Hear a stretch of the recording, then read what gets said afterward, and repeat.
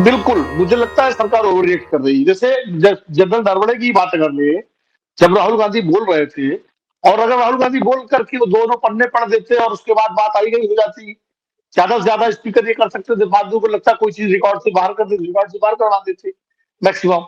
उसमें इतना वो शोर नहीं बचता।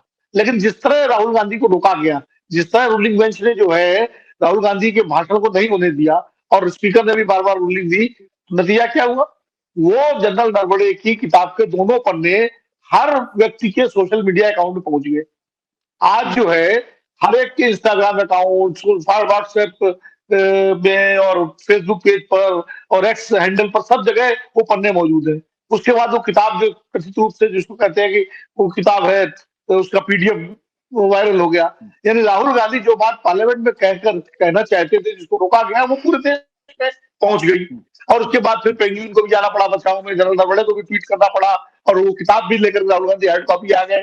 मतलब वो मुद्दा जब पब्लिक स्पेस में बहुत तेजी से हो गया, जबकि ये बात इंडियन एक्सप्रेस में 2 साल पहले छपी थी, यही सारी बातें। तो कहीं कोई हल्ला गुल्ला नहीं बचा था, खाली सरकार ने वो किताब मंगा ली थी। अब लोगों के दिमाग में हो गया ऐसा, उस किताब में क्या है, सरकार क्लियरेंस नहीं दे रही है।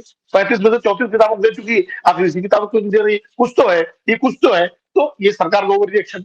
अब इस मामले में अगर करें, आज के जो बजट भाषण था उनका, उसमें भी आप देखिए राहुल गांधी अगर बोल रहे थे और उन्होंने एपस्टीन फाइल का नाम लिया, रिकॉर्ड से हटाने की बात कह दी जगरूल पाल जी ने, जो चेयर पर थे, राहुल गांधी को मना किया, वो मान भी गए। लेकिन हरदीप पुरी ने प्रेस कॉन्फ्रेंस करके और राहुल गांधी के खिलाफ प्रिविलेज मोशन का अनाउंस करके लाने का, फिर इस मुद्दे को पब्लिक डोमेन में जीवंत कर दिया गया। हालांकि इसके पहले विदेश मंत्रालय ने भी जब बयान दिया था, जब वो चल रहा था, वो ईमेल जो है की हुई थी इसराइल वाली जो है, जो मोदी जी को लेकर के, तो उस पर विदेश मंत्रालय ने कहा था कि ये बिल्कुल बेसलेस है, ऐसा कुछ नहीं है। तो उससे भी चर्चा में आ गया था, वो तो नहीं मानते एपस्टीन फाइल क्या है।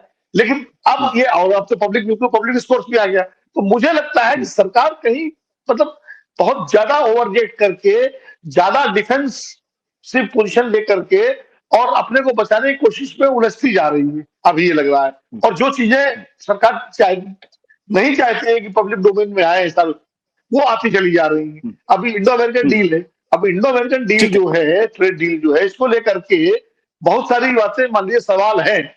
अरे भाई, आप सवालों का तथ्यवार जवाब दे दीजिए, पार्लियामेंट में आकर के जवाब दे दीजिए, और पार्लियामेंट के अलावा प्रेस कॉन्फ्रेंस जवाब दे दीजिए, एक एक पॉइंट को उठा करके। अब एकदम से उसको आप कहेंगे नहीं नहीं सब बेकार है, कुछ नहीं है, सब तो उससे अच्छा होता। अमेरिका रोज एक नया रोज जारी कर रहा है, वहां पर आ जाता है व्हाइट हाउस से पेपर। तो जब चीजों को आप छिपाने की कोशिश करेंगे, तो इस तरह जी। की शंकाएं उभरेगी।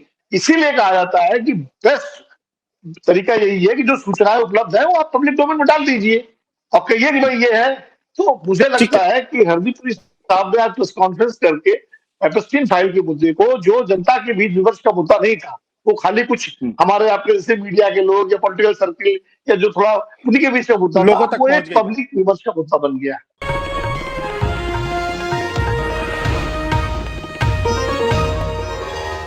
Copyright disclaimer under Section 107 of the Copyright Act 1976. Allowance is made for fair use for purposes such as criticism, comment, news reporting, scholarship, and research.